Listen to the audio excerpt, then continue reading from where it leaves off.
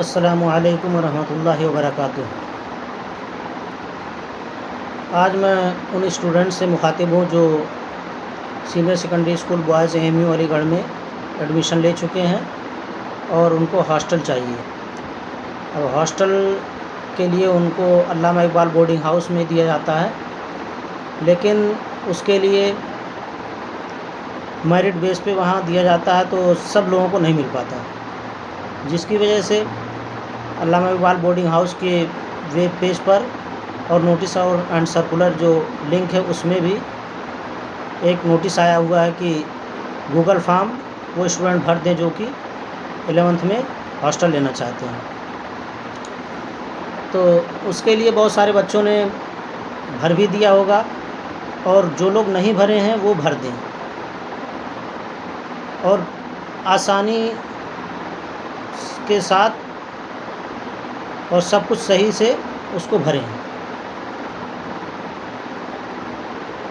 अब उसमें रैंक की जगह पर कोई रोल नंबर ना डाल दे और रोल नंबर की जगह रैंक ना डाल दे। बहुत सारी चीज़ें लोग जल्दी में गड़बड़ कर देते हैं। दूसरी चीज़ ये कि अब इसका प्रोसीजर क्या है। ऐसा नहीं है कि जिन लोगों ने गूगल फॉर्म भर दिया उनका रूम अलॉट हो ही जाएगा।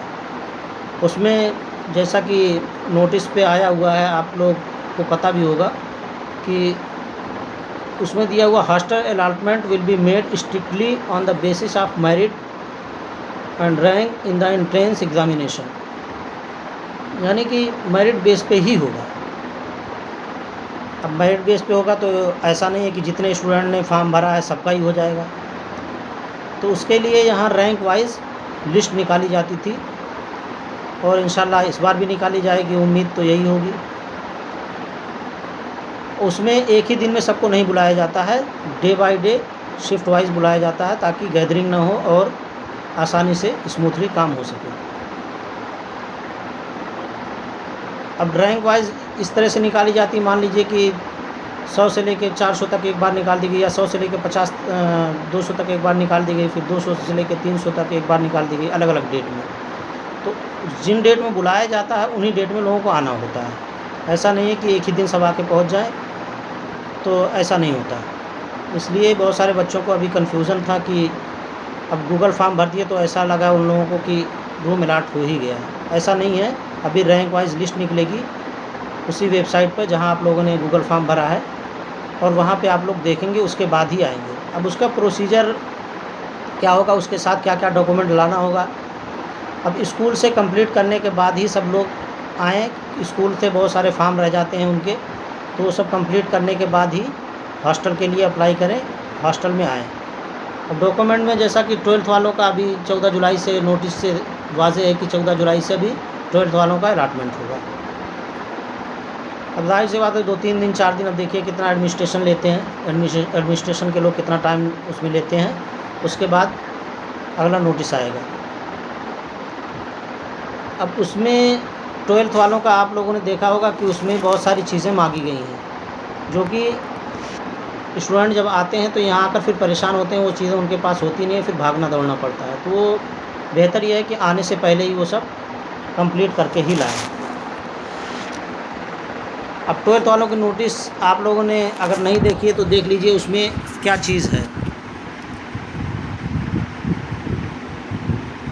अब इसमें दिया हुआ है the following documents are required at the time of hostel allotment. ये 12th वालों के लिए स्पेशली। तो इसी तरह से 11th वालों के लिए भी नोटिस आएगा। अब इसमें रिसिप्ट ऑफ हॉस्टल फ़ीस, अब ये हॉस्टल की जो फ़ीस होती है ये यहाँ से एक प्रोफार्मा प्रोवाइड किया जाता है, और वो प्रोफार्मा AMU का केनरा बैंक यहाँ है, AMU कैंपस ही में है, उसमें जमा होता है। यहाँ से प्रोफार्मा ही दिया जाता है, भर के आप कैंडिडेट जो होते हैं वो जमा करेंगे। दूसरी चीज़, यहाँ डाइनिंग हॉल की फ़ीस जमा होती है, वो ऑफिस ही में होती है। बाकी अब ये 12th वालों का है तो इसमें 11th की मार्कशीट उनसे मांगी गई है। बाकी 10th वालों जो 11th के फ्रेशर होंगे उनके लिए 10th की मार्कशीट मांगी जाती है। और स्कूल 10th की मार्कशीट के बाद इन लोगों से फ़ोटोग्राफ भी मांगे जाते हैं। कम से कम इसमें तो 3 ही फ़ोटोग्राफ मांगे गए हैं, लेकिन 11th के लिए ज़्यादा फ़ोटोग्राफ लगते हैं, क्योंकि उनके फ़ाइल फ़ाइल में ही 3 से 4 फ़ोटोग्राफ लगते हैं। तो नोटिस में लिख दिया जाएगा, मुझे जहाँ तक अंदाज़ा है कि नोटिस में लिखा रहेगा वो। इसी तरह से आधार कार्ड की कॉपी भी इसमें लिखी हुई है, तो उसमें भी गालिबन होनी चाहिए। और इन्वेलप विथ स्टैम्प 56 रुपीज़ का ईच इसमें दिया है, यानी 3 इन्वेलप होने चाहिए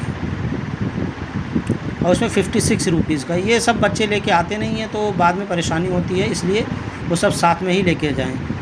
और पेरेंट्स एंड लोकल गार्जियन का फ़ोटोग्राफ भी लेके आएँ, उससे फ़ाइल में लगाना होगा, आसानी से सब काम हो जाएगा, वरना बाद में दौड़ना भागना पड़ता है तो बड़ी परेशानी होती है। और मेडिकल इशू किसी को तो मेडिकल सर्टिफिकेट अपना साथ में लेके आएँ, वो तो होता ही है। इस तरह से इसका प्रोसीजर यही है कि ऐसा नहीं है कि गूगल फॉर्म भर दिया तो एडमिशन अलॉटमेंट हो ही गया है, बल्कि अभी रैंक वाइज लिस्ट आएगी, उसके बाद ही अलॉटमेंट का काम शुरू होगा। तो यही बताना था। बहुत बहुत शुक्रिया। अस्सलाम वालेकुम।